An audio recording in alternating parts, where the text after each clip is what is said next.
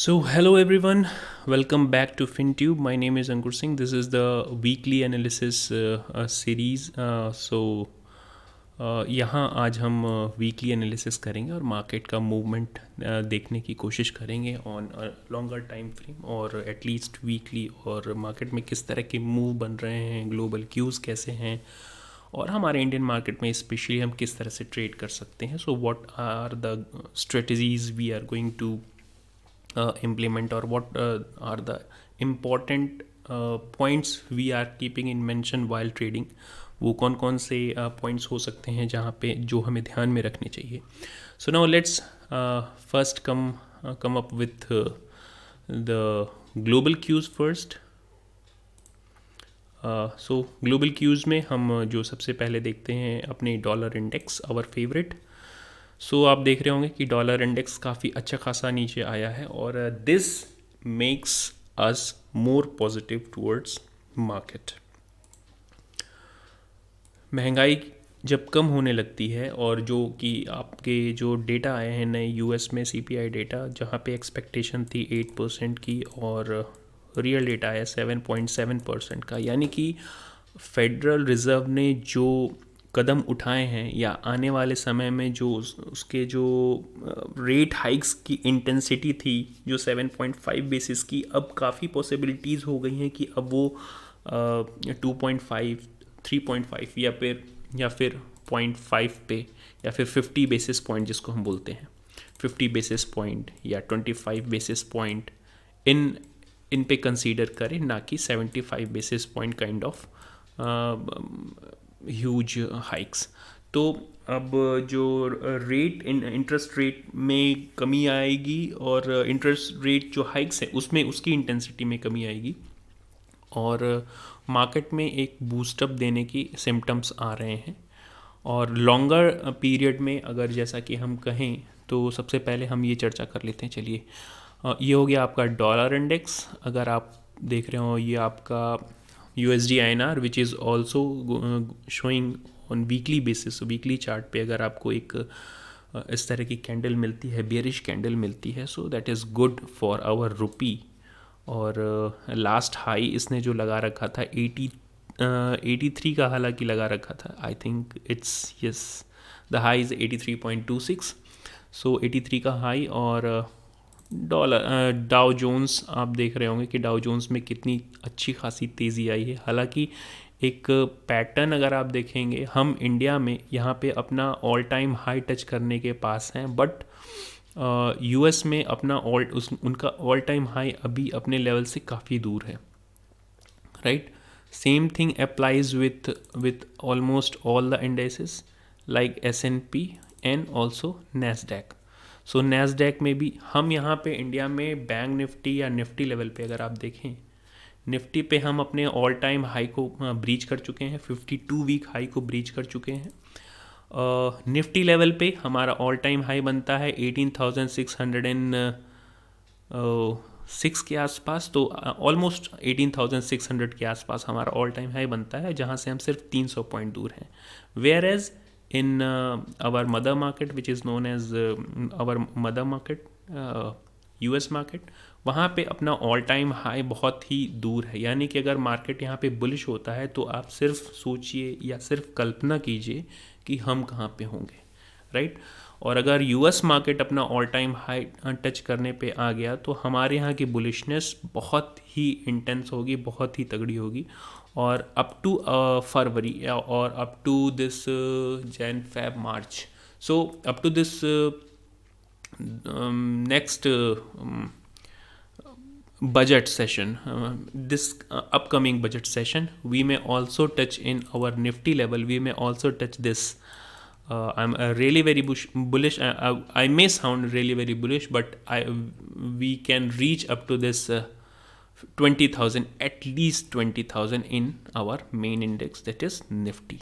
So यहाँ पे हम nifty पे, I'm not saying that we are going to touch this 20,000 in overnight or just 2-3 weeks. This is my level at least for budget session. So budget session तक 21,000, 21,500 और 20,000, 25 और 21,000 तक का एक लेवल जो है हम टच कर सकते हैं. सो अगर ये बुलिशनेस कंटिन्यू रही तो remember the thing, if there is a continuation in this bullishness और ग्लोबल लेवल पे अगर अच्छे क्यूज़ इस तरह से मिलते रहे, अभी हमारे बहुत से डेटा, अगर इन्फ्लेशन डेटा हमारा भी आना बाकी है और दिसंबर में जो फेड की मीट होगी वो भी काफ़ी एक डिसाइडिंग फैक्टर होगा मार्केट को अपर साइड में बूस्ट अप करने के लिए. तो अभी ग्लोबल एनालिसिस पे वापस चलते हैं. तो ये आपका, अगर आप देख रहे होंगे कि डॉलर और इंडेक्स और USD/INR नीचे जा रहे हैं. डाउ जोन्स में तेज़ी देखी गई लास्ट टाइम, यानी कि फ्राइडे को भी तेज़ी देखी गई, क्लोजिंग जो हुई तेज़ी के साथ हुई. S&P में भी तेज़ी और नैस्डैक में भी तेज़ी. अभी क्या है देखिए, जिस हिसाब से टेक स्टॉक्स गिरे थे, यानी कि टेक्नोलॉजी स्टॉक्स या फिर other technology driven stocks specially गिरावट हुई थी, अगर बूस्ट आता है तो मार्केट में टेक स्टॉक्स पे काफ़ी ज़्यादा बुलिशनेस आ सकती है. Now let's see the chart of this Nasdaq. तो नैस्डैक में पेन बहुत था. अब अगर रिलीफ आता है तो रिलीफ भी यहाँ पे सबसे अच्छा खासा आएगा, राइट. सो अगर रिलीफ में अगर इन्होंने मूव करना शुरू किया तो हमारे यहाँ भी टेक स्टॉक्स काफ़ी अच्छा खासा मूव दिखा सकते हैं. और इसके अलावा दूसरे फैक्टर्स जो बनते हैं, एक मेजर कंसर्न थोड़ा सा बनता है क्रूड ऑयल. हालांकि क्रूड ऑयल एक कंसोलिडेशन फेज़ में अभी चल रहा है, तो देखना होगा कि कंसोलिडेशन फेज़ इसका ये कब तक चलता है. और एटलीस्ट 8,000 to 6,500 का लेवल, यानी कि ये लेवल और ये 6,500 का लेवल एक कंसोलिडेशन पीरियड है क्रूड ऑयल के लिए. So we are analysing different assets और उन असेट्स को डिफरेंट असेट्स को एनालाइज करने के बाद हम एक स्पेशल कंक्लूजन पे पहुंचेंगे कि हमारे इंडियन मार्केट में एक कंक्लूड करके हम किस लेवल्स को फाइंड आउट कर सकते हैं और एक सेंटिमेंट किस तरह का बना सकते हैं. चलिए देखते हैं. WTI is little bit consolidation mode. US का अब विक्स अगर आप देखेंगे तो विक्स भी 22 पे आ गई है. लास्ट टाइम काफ़ी ऊपर थी, इसको हटा देते हैं. सो 30-35 के आसपास तक की विक्स अब 22 पे आ चुकी है, जो काफ़ी अच्छी चीज़ है. वॉलेटिलिटी अगर कम होगी मार्केट में, हालांकि वॉलेटिलिटी में ही ट्रेडर्स सस्टेन करते हैं. इंडिया विक्स भी 14 के आसपास आ चुका है. और जो मेजर कंसर्न बन रहा था बॉन्ड यील्ड, अगर आप बॉन्ड यील्ड देख रहे हो तो 10 ईयर बॉन्ड यील्ड में थोड़ी सी गिरावट देखने को मिली है. हालांकि 4.3 is still very high, but bond yield की गिरावट नेक्स्ट जो आपकी US फेडरल रिजर्व की दिसंबर जो मीट होगी वो काफ़ी डिसाइडिंग फैक्टर होगा मार्केट के लिए. और बहुत ज़्यादा पॉसिबिलिटीज़ है कि बॉन्ड जो रेट हाइक्स हों इस बार 50 या फिर 25 बेसिस पॉइंट के हों. और ऐसी इस बात के इंडिकेशन खुद फेडरल रिजर्व के जेरोमी पॉवेल ने खुद ही कहा था कि the intensity of the rate hike would be revised and we will consider the intensity of rate hike will not be as harsh as it is at the present level. So at present level 75 basis point का जो rate hikes था वो शायद 50 या फिर 35 कुछ ऐसे levels में हो. और अगर इस तरह की रेट हाइक्स होते हैं तो that will be considered as positive sentiment for the market, right. So other markets are also positive. Hang Seng आप देख रहे हो, हैंगशेंग में काफ़ी ज़्यादा गिरावट थी. हैंगशेंग में 52 वीक अपना 52 वीक का लो टच कर चुका था. और चूँकि अब वहाँ से इसने अपर साइड में देख रहे हैं आप 7% और 2%. तो जापान में देखते हैं नक्की में भी एक कंसोलिडेशन चल रहा है और वीकली बेसिस पे अपर साइड की कैंडल बनी हुई है, राइट. सो ओवरऑल मार्केट में एक बुलिशनेस है वीकली बेसिस पे. चलिए हम देखते हैं अपने इंडियन मार्केट में. सबसे पहले bank Nifty which has already broken its 52 week high, all time high को ब्रेक कर चुका है. और देखते हैं इसका नया हाई बना है लगभग 42,342. So this is a new high for Bank Nifty. Now let's mark this first. So 42,342 के आसपास, चलिए ये हो गया बैंक निफ्टी का न्यू हाई, राइट। अब एक और पैटर्न जो पहले से चला आ रहा पैटर्न जो हम एक देख रहे थे, लोअर हाई लोअर लो का पैटर्न अब काफ़ी हद तक कन्वर्ट हो चुका है हायर हाई और हायर लोज के।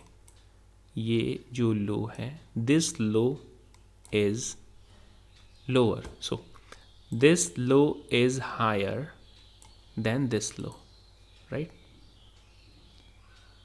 सो हायर लो का पैटर्न अब मार्केट में दिखने लगा है, यानी जो लोज बन रहे हैं वो हायर बन रहे हैं, प्लस हायर हाई का पैटर्न भी आपको यहाँ पे दिखना शुरू हो चुका है।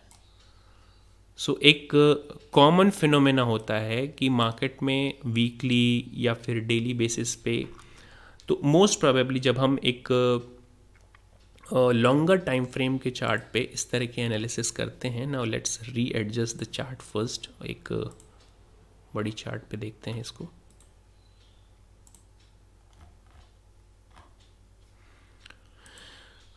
तो अभी तक ये लोअर हाई लोअर लो का पैटर्न चल रहा था। यहाँ से हमने एक हायर हाई और higher low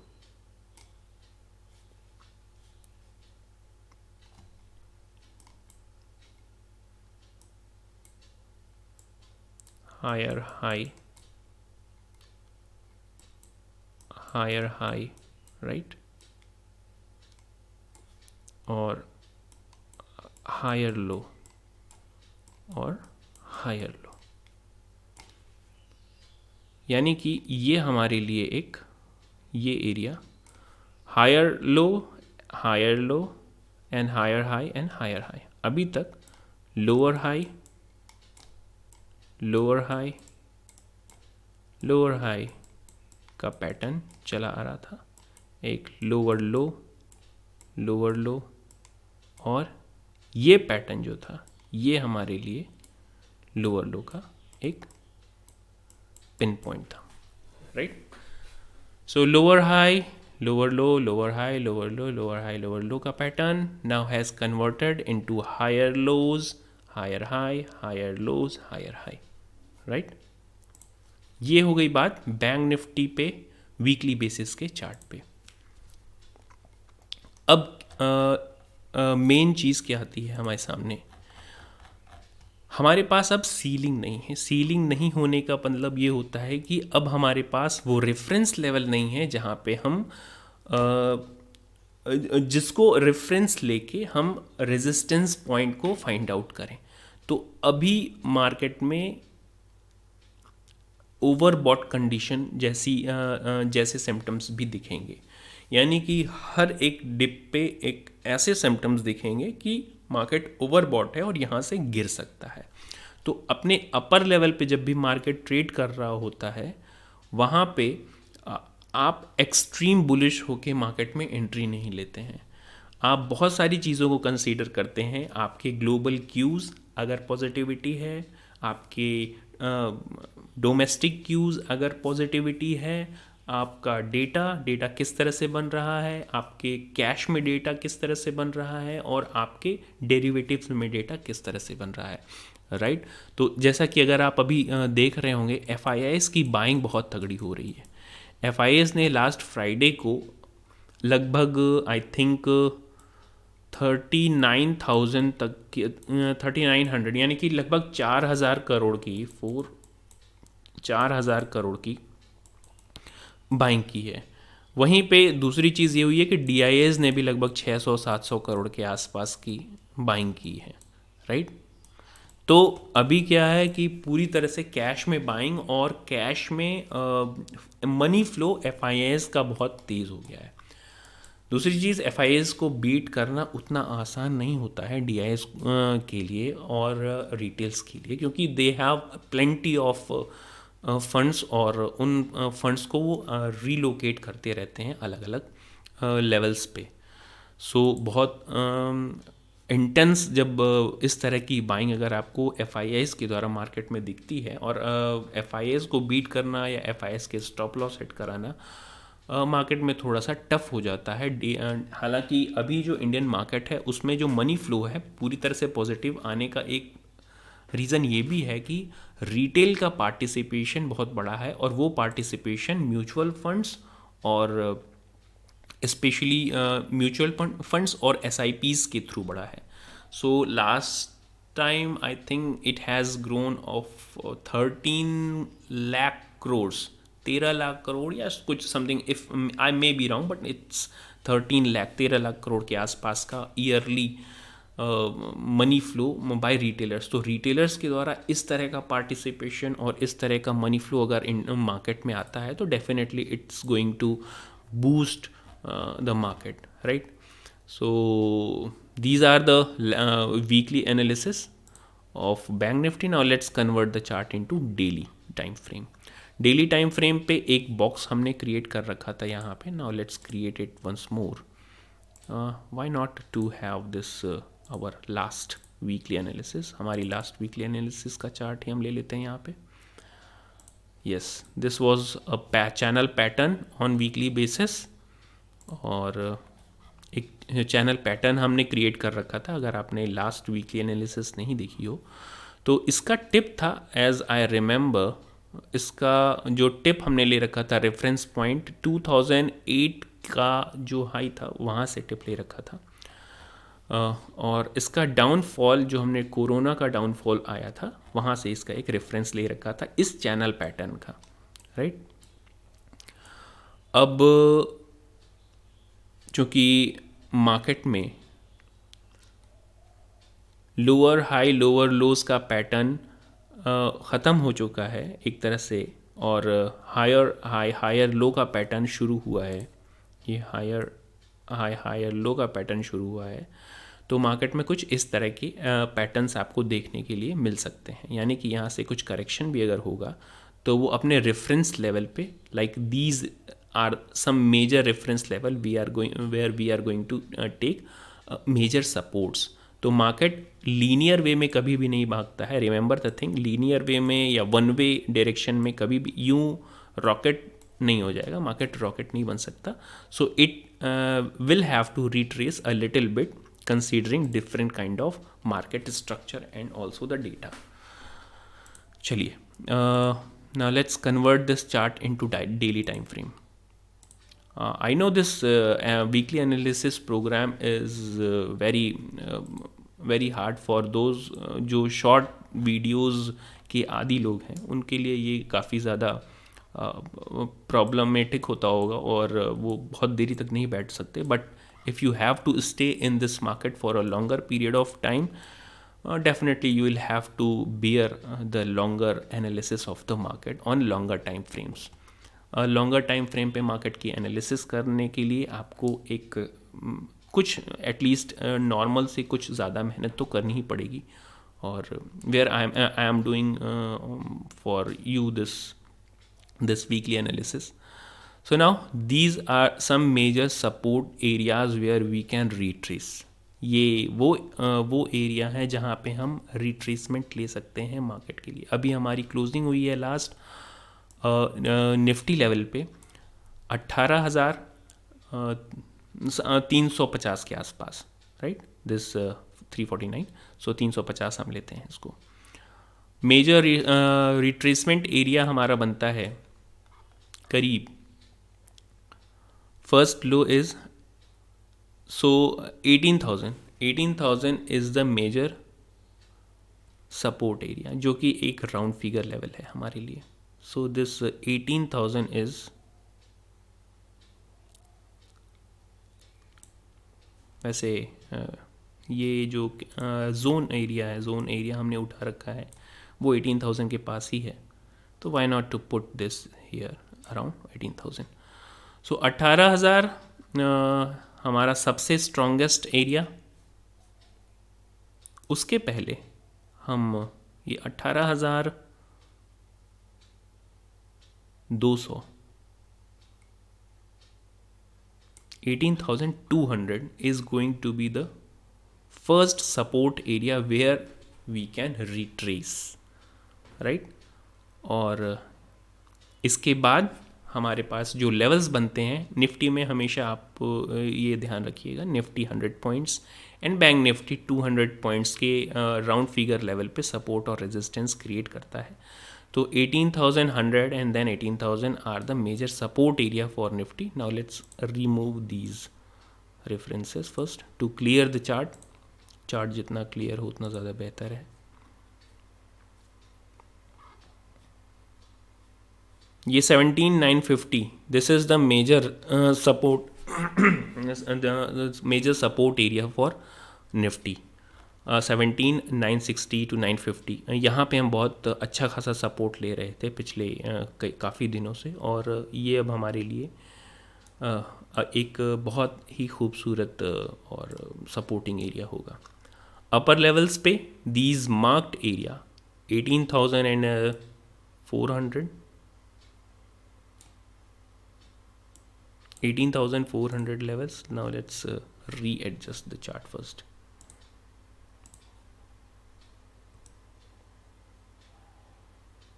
This 18,400 and then the round figure number comes around 18,500. So these are the major resistances for Nifty at least. ये एक रेजिस्टेंस की तरह क्रिएट करेंगे, और इसके बाद हमारा मेन रेजिस्टेंस आता है 18,600 which is also our all time high, right. ये हमारा ऑल टाइम हाई है निफ्टी का. बैंक निफ्टी में हम अपना ऑल टाइम ब्रीच कर चुके हैं और 52 वीक एटलीस्ट ब्रीच कर चुके हैं. निफ्टी में बाकी हैं. देखना होगा ये 18,200 हम किस तरह से गैप अप करते हैं या फिर ब्रेक करते हैं. ये मंडे को देखना होगा, right. So now let's move toward the bank Nifty, but before that now let's have a little bit more insights on hourly time frame. Hourly time frame पे भी अगर आप देखेंगे निफ्टी का चार्ट, तो ये जो लास्ट फ्राइडे की बुलिशनेस है उसका सपोर्ट आपको मिलेगा 18,200 के आसपास. और अगर उन लेवल्स को भी आप वीकली टाइम फ्रेम पे फाइंड आउट करना चाहें तो this 18,250,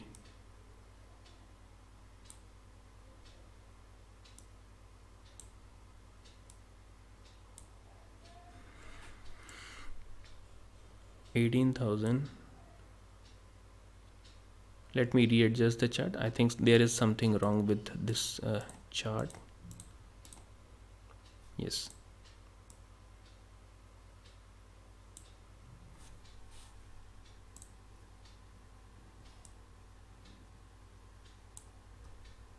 Yes, now it's fine, I think. So 18,250 is going to be the major support area. To be more specific, it is 18,280, but now let's readjust the chart at least up to this 260 to 250. So ये हमारे लिए एक बहुत ही अच्छा intraday levels पे support होगा. 250, 18,250 और उसके बाद 18,200 इंट्राडे लेवल्स पे. अपर साइड में रेजिस्टेंस 18,400 और इसके बाद 18,480 is to be more specific 18,480 to 500. So 500 से 480 का एक रेफरेंस लेवल आप कंसीडर कर सकते हैं इंट्राडे लेवल्स पे. Now let's see the same thing with bank Nifty first, where we will look at the weekly time frame. Weekly time frame पे bank Nifty में वहाँ पे भी हमारे लेवल्स जो थे सेम 2008 की जो टिप थी वहाँ से अपर ट्रेंड लाइन को ड्रॉ किया है. और लास्टली बैंक निफ्टी में जो ये कोरोना पीरियड की जो डाउन टिप थी, यानी कि डाउन टिप नहीं कहेंगे उसको, बॉटम लाइन को, बॉटम लाइन से जो ट्रेंड हमने लिया है, तो एक लॉन्गर टाइम फ्रेम पे आपको राइजिंग वेज दिखेगा, और rising wedge is always a symptom of bearishness. So अभी हम उसको कंसीडर में इसलिए नहीं लेंगे क्योंकि मार्केट में जो डेटा हैं, जो सेंटीमेंट्स हैं, वो बियरिशनेस के उतने नहीं हैं, और अपर टिप आपको दिख रही होगी ये ट्रेंड लाइन तक, at least up to this in bank Nifty specially up to this 43 और 44,000 we are not going to reverse. So exact level तो हम भी फाइंड आउट, आपको दिसंबर तक अगर आप देखेंगे तो up to this December, yes, this is 2023, this is December, so up to December this comes around 44,000, right? So 44,000 तक का अगर अप मूव देता है market, so we are not going to astonish up to December. I'm not saying this is going to happen overnight, but December last तक हम 44,000 को अगर touch करते हैं, this is not going to we are not going to astonish on these facts, right?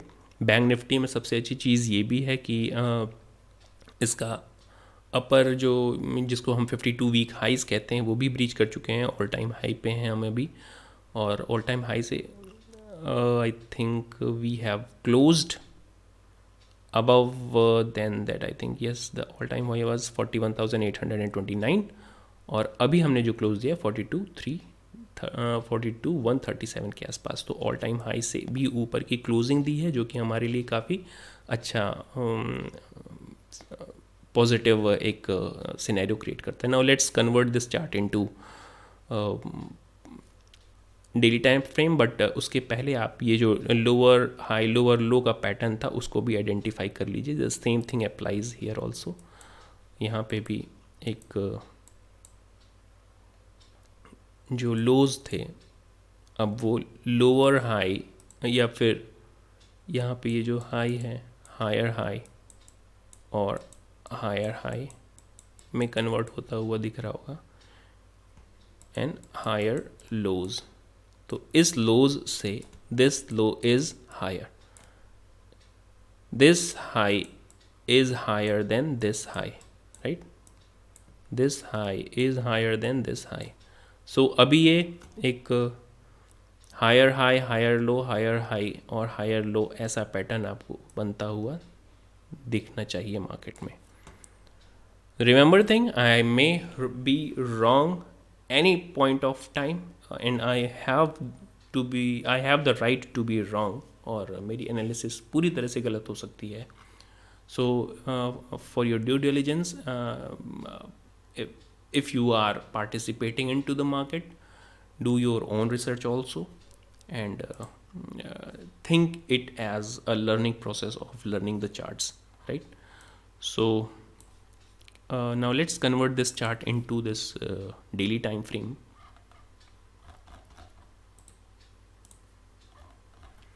Daily time frame पे bank Nifty ने काफ़ी अच्छा खासा टाइम तक इस बॉक्स में कंसोलिडेशन दिया, राइट? बहुत ही अच्छे खासे टाइम तक, तो 1 2 3 4 5 6 7 8 9 10 11 12, तो लगभग 10 से 12 दिनों का ये कंसोलिडेशन पीरियड था। और इसके बाद आप देख रहे होंगे क्या जूम करके भी इसको ये अपर साइड में ब्रेक किया है इसने, राइट? ऑल टाइम हाई हमारा था 41,830 के आसपास, और उसको ब्रेक करके काफ़ी अच्छा ऊपर के साइड में।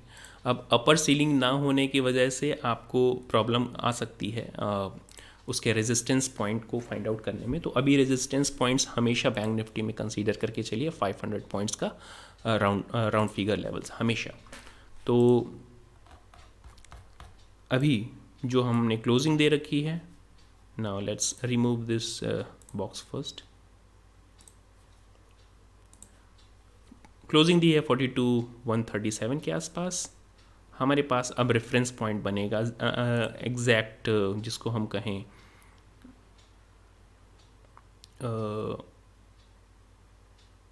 Resistance point. This is going to be around 42,500, right? So this is going to be the major resistance for tomorrow, not tomorrow, but on Monday. So this is the major resistance point. 42,500 is going to be the major resistance. And for the support, this first this 42,000 at least, which is a round figure number. So एक special अगर support आप देखें तो 41,900 is going to be the major support area for bank Nifty. और उसके बाद एक support area हमारे पास बनता है जो जहाँ पे हम एक रेजिस्टेंस ले रहे थे मार्केट में बार बार 41,780 का. just the approximate to its all time high, previous all time high. तो नियर बाई, तो इसको हम रिमूव कर देते हैं एक बार. Now I think the chart is quite clear. Now let's convert this chart into some more shorter time frame to clear the intraday views. So intraday levels पे 41,137 का जो क्लोजिंग हुई है हमारे लिए मेन सपोर्ट बनेगा. पहला 41,900 के आसपास, उसके बाद 41,780 या 41,800 is going to be the major support for us on intraday basis, right. So these are the levels for Nifty and Bank Nifty, and this is the weekly analysis for the last, I think expiry हमारी बनती है 17th of November की, जो Thursday है. और at least तब तक के लिए ये लेवल्स हमारे पास बनते हैं. और इसके बाद एक रेजिस्टेंस पॉइंट आप अगर फाइंड आउट करना चाहें तो 42,800 and then let me readjust the chart first. 42,500 and then 42,800, and then definitely this round figure is also before us. So weekly basis पे ये हमारे लिए रेजिस्टेंस के एरियाज़ होंगे, और सपोर्ट पे वीकली बेसिस पे, हालांकि यहाँ पे चार्ट हमने आवरली लगा रखा है, बट वीकली बेसिस पे ये रेजिस्टेंस के एरियाज़ होंगे. और डाउन साइड में 41,500 and these kind of levels are going to play as major support area for us, right? So do remember and mark these areas in your chart also, right? So these are the levels for our weekly analysis, and also on our intraday levels. So you can find it also in our your intraday charts. So these are the support and resistance area. Support और resistance काफ़ी ज़्यादा important level play करते हैं और एक reference level create कर सकते हैं आपके लिए मार्केट में एक्टिव होने के लिए, आपकी बाइंग या फिर आपकी सेलिंग पोजीशंस को प्रोटेक्ट करने के लिए. दूसरी चीज़, हम अगर आप हमारे टेलीग्राम चैनल पे नहीं हैं, so the link is already given into the description of this video. इस वीडियो के डिस्क्रिप्शन में लिंक दे रखी है, आप वहाँ पे ज्वाइन कर सकते हैं. I know this video has been very long as our daily videos are of 10 to 15 minutes, but ये काफ़ी लंबा वीडियो हो चुका है. So now I'm signing off from this weekly analysis. That's it from my side. Thank you very much.